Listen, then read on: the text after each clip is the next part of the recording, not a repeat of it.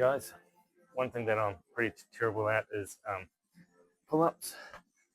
So I'm gonna give pull-ups a go again today, but usually I'll start off with a band or something like that to warm up and make it easier. But let's just see how many pull-ups I can pull off.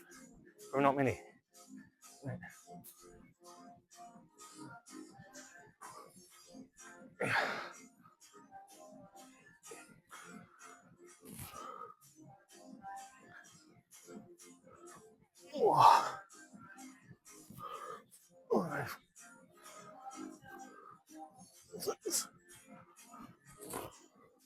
Seven.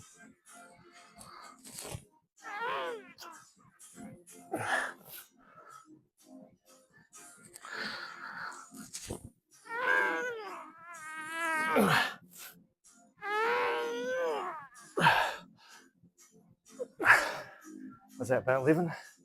It's not too bad actually, but people had weights with that way. My own body weight, that's enough for me.